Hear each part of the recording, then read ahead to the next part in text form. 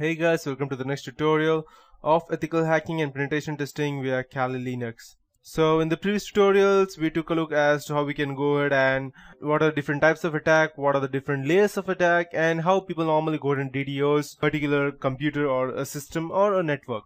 So in this tutorial, I'll be teaching you about how we can go ahead and identify the DDoS attacks and prevent ourselves from them. And yes, a DDoS attack is not only done on a Wi-Fi, on a wireless network, not exactly wireless. The proper term would be that DDoS attacks are not only done over the internet through on a wired connection or on a website only. It's also done on a computer or Wi-Fi network to go ahead and crash the Wi-Fi network and let it reboot again, so that the password may get disrupted and the person will then have access to the network.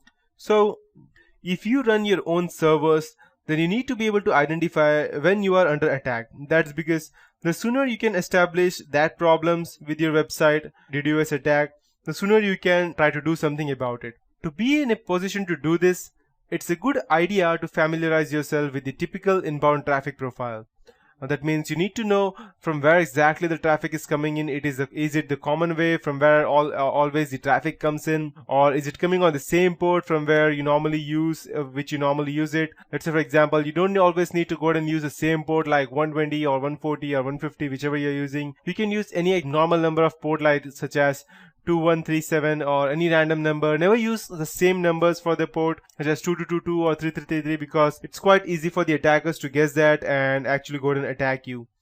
So the more you know about what your normal traffic looks like, the easier it is to spot on whether it's an attack or it's just a normal profile trying to access some random stuff. So most DDoS attacks start as sharp spikes in traffic, and helps to be able to tell the difference between a sudden surge of legitimate visitors and the start of a DDoS attack. So, and it's also a good idea to nominate a DDoS leader in your company who is responsible for acting that in case you are under attack. And there should always be over-provisioned bandwidth with your company. It generally makes sense to have more bandwidth available to your web server than you ever think you are likely to need. That way you can accommodate sudden and unexpected surges in the traffic that could be a result of an advertising campaign or any random stuff. And a special offer or even a mention of your company in the media would suffice that.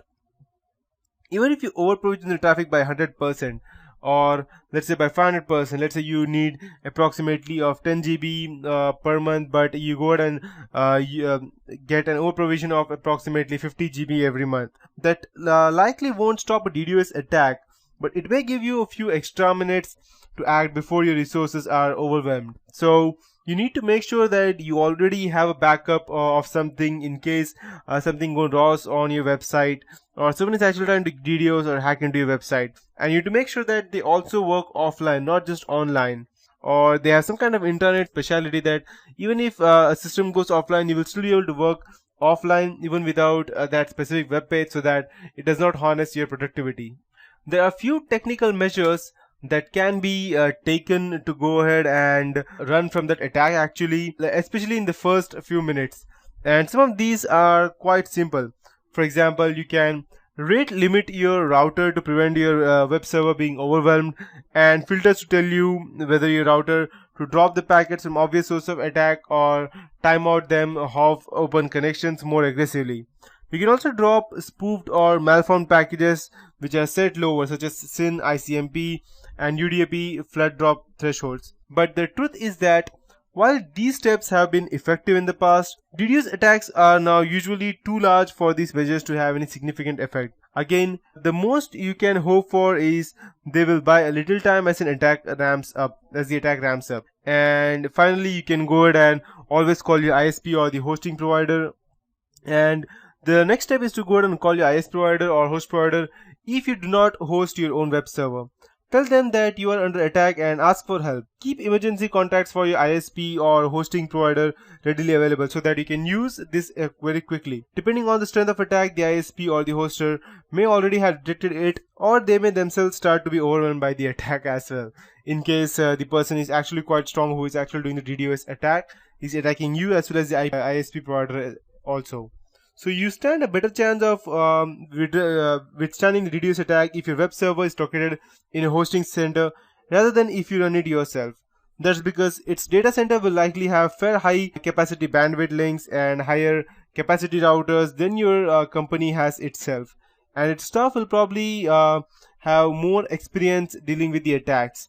Having your web server located with a hoster will also keep DDoS traffic aimed at your web server off the corporate LAN. So at least that part of your business, including email and possibly voice over IP addresses via IP services, should operate normally during an attack as well. And if attack is large enough, the first thing a hosting company or ISP is likely to do is null route your traffic, which results in packets destined for your web server being dropped before they arrive. And it can be very costly for a hosting company to allow a DDoS attack onto their network because it consumes a lot of bandwidth and it can affect other consumers. So the first thing we might say is it's a black hole for a while. It is a most famous term used by Liam and Tignap, network operating engineers at Pier 1 Hosting. And there's also a managing director of ISP and hosting, that is Tim Pat Duffy Service Providers, agrees that the first thing that we need to do when we see a customer under attack is log on to our routers and stop the traffic getting onto our network. He says, because that takes about 2 minutes to propagate globally using border gateway protocol, and then the traffic falls off. So if that was the end of the story, then the DDoS attack would be successful. To get the website back online, your ISP or hosting company may direct your traffic or divert your traffic to a scrubber when the malicious packets can be removed before the legitimate ones are sent to on your web browser.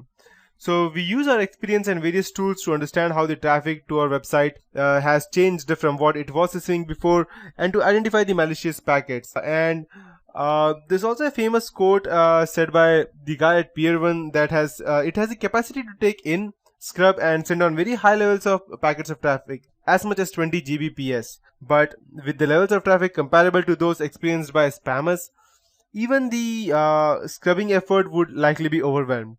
So do have a DDoS plan or prevention plan in place with your ISP or a hoster, so that it can be prevent or begin mitigation or divert your traffic into a mitigation specialist with the minimum delivery delay. And lastly, we have our own legal use of DDoS attack. The government uses DDoS attack to go ahead and target another companies or another, not actually companies, other countries' server to go ahead and gather information, or being a national spy agency or something. And it's also used to go ahead and stress testing to see whether how much capacity your server has before it goes down, or how much can it take before it actually shuts down and crashes the whole thing. It's also used to know exactly whether the company, whether the website or the server can withstand such amount of traffic, or even after traffic, if they are somehow able to restore, what are the ways that they can go and restore, and how much can they actually protect the system after it has been restored, whether the firewall is down after the DDoS attack, or it can go ahead and lead to some kind of privacy problem, because if the website is down and the people can easily get access into that, then anyone can go ahead and distribute or leak any kind of data that you have in the system. That is why. So these are the different types of attacks that can be done, and these are different ways that can be used to go ahead and stop or use a DDoS attack for your own purposes. And that is it for this tutorial, and that would be end for the PowerPoint presentation for these tutorials. And the next tutorial, I'll be teaching you more about actually doing a DDoS attack in a Windows 7 or a Windows 2008 server, and I'll be showing you multiple ways as to how we can go ahead and do that, and we'll be looking at that in the next tutorial.